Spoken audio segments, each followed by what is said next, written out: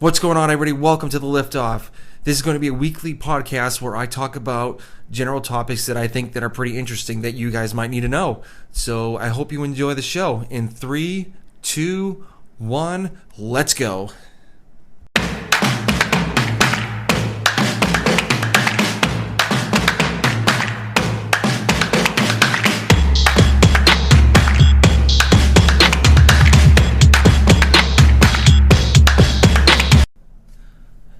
Hey guys, welcome to the Liftoff. This is episode 6. I just want to apologize for last week that I didn't post a podcast. I just didn't feel like my creative juices were flowing well. So I actually did record something, but halfway into it, I just didn't feel like it was a quality podcast for you guys to listen to, because I'm trying to give you guys the top quality podcast and give you guys the best information, and I just felt like that wasn't it.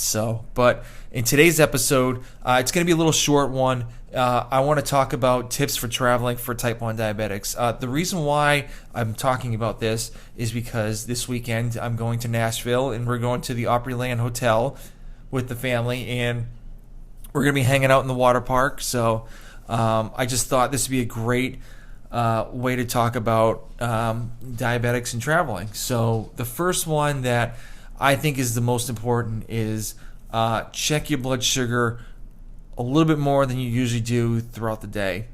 I tend to check my blood sugar roughly about 4 to 5 times a day, but usually when I go on trips, I usually do it about 6 to 7 times a day. Obviously, for me, that I'm not in my normal situation, being at home, eating the same thing every day, and just not being in the normal environment that I am, I notice my blood sugar tends to go up a little bit more. So obviously checking a little bit more than usual, you'll actually be able to see the trend that's going up or down, so you can dose properly or eat something properly so your blood sugar can get back up again. Another one is obviously hydrate. I try to drink a boatload of water when I'm on vacation. I just feel like that it's another thing for me to try to get my blood sugar at a normal level. Obviously, drinking is super healthy for you, so just drink boatloads of water. Also, another one is be careful what you eat on vacation. Sometimes the meals that they have at the restaurants, they put some sauces on there that make them really sweet, and that means there's a lot of sugar in it. So obviously you can't read the nutritional value, the nutritional label on the back of a box, because obviously it's not there. So just make sure when you look at the menu, just read what is on the the dinner you're going to choose to eat. Obviously, if your blood sugar goes up, it's fine. I mean, obviously you can't get it right all the time when you dose your insulin on a meal that you don't know what the sugar or carb content is. So just don't worry about that. Just try to do the best you can and dose properly. The other one is get some rest. Obviously, you're on vacation. Sometimes you're out and about, and you don't really get that much sleep. So obviously that can cause your blood sugar to rise.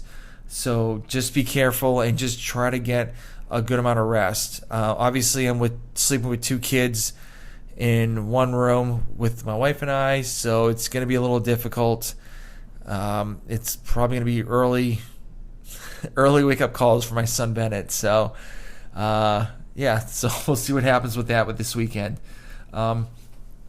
Also, for the last one, just relax and try to relax and have some fun. You're on vacation, so, I mean, it's going to happen that your blood sugar may go up, but don't stress out. It's not worth it. You're on vacation.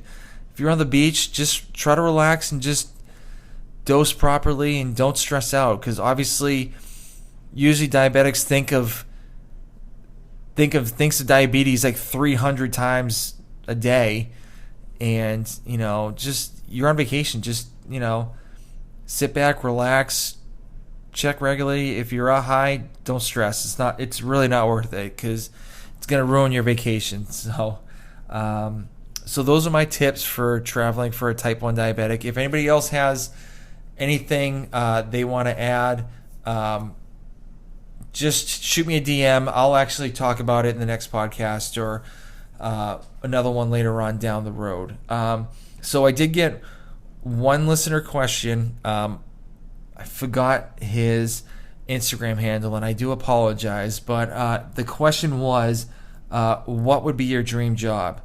I actually have a couple that I thought of. Obviously, owning a gym would be pretty cool. Well, obviously, it'd be really stressful too, from what I've heard from other people. But I think that'd be a pretty cool dream job. Obviously, with my Type 1 lifting t-shirt line, I would like to have a successful clothing line that actually gives a little bit more back to the Children's Diabetes Foundation.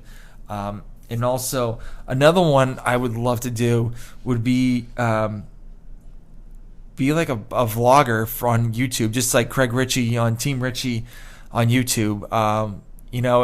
It's amazing. He gets to travel all over the place. He has a successful clothing line, which is Hustle Made, and he gets to meet the coolest people. Like, he gets to meet some cool people in the coolest places to ever train at, which is so cool.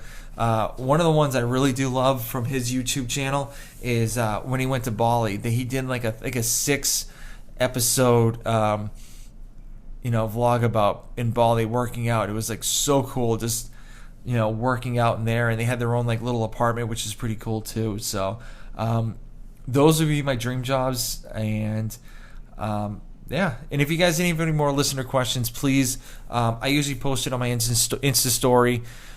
If you guys have any questions for me to talk on the podcast. And last but not least, we do have a product review. This one is the Bear Komplex customizable patch belt. Once again, I'm not getting paid for this.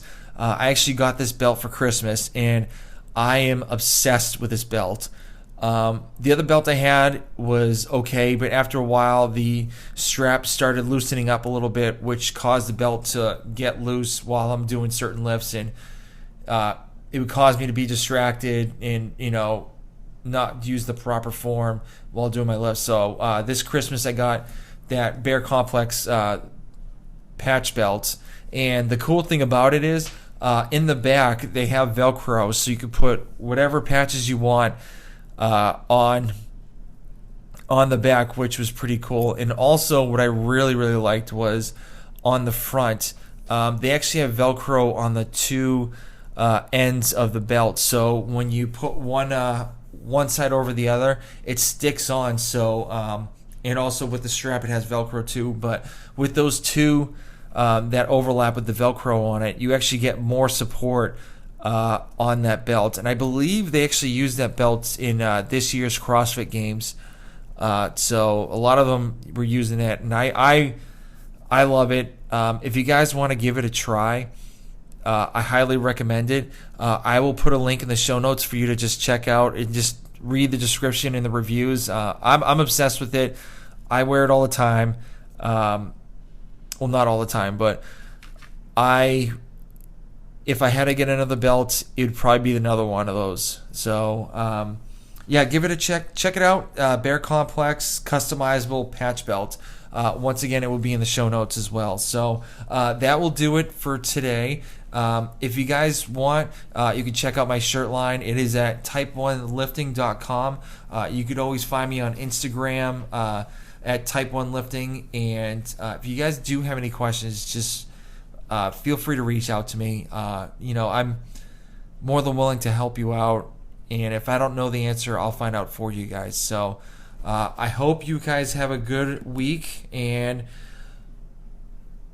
I just hope you have a good week. All right, have a good one, guys.